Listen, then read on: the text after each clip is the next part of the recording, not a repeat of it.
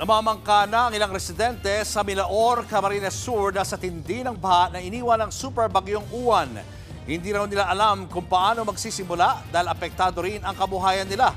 Live mula sa Milaor, Camarines Sur, nasa frontline ng balitang yan si Mobile Journal Arles de los Santos. Arles, gaano kalawak ang pinsala ng bagyong Uwan diyan?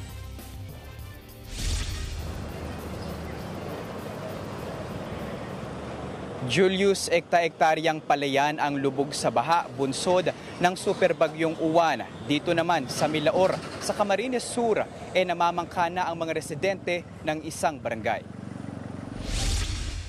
2 araw ng panailinis ang pamilya Inano sa Barangay del Rosario sa Milaor, Camarines Sur. Kabilang ang bahay nilang nalubog sa baha dulot ng superbagyong Uwan. Hindi pa rin mapakinabangan ang kanilang palikuran at kusina.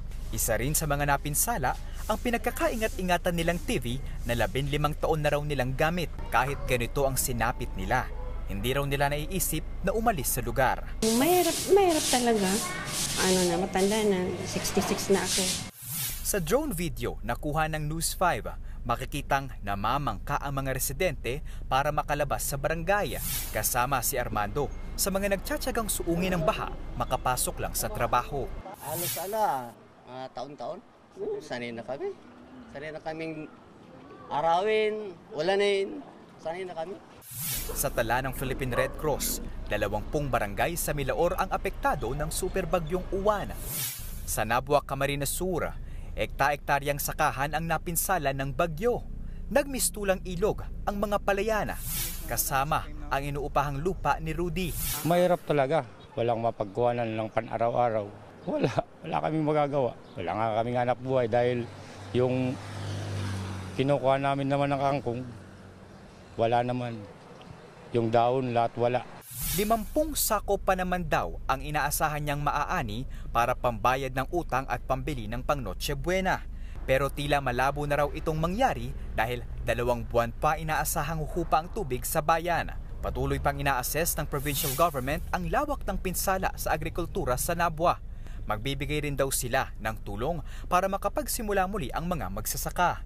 Sa datos ng Camarines Sur PDRRMO, higit 120 barangay ang binaha sa lalawigan.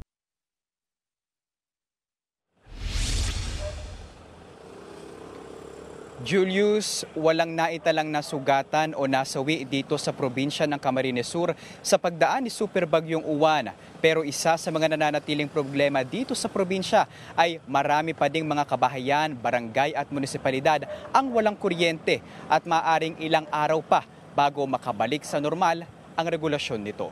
Julius. Maraming salamat, Mobile Journal Arles de los Santos. Mga kapatid, Julius Babaw po.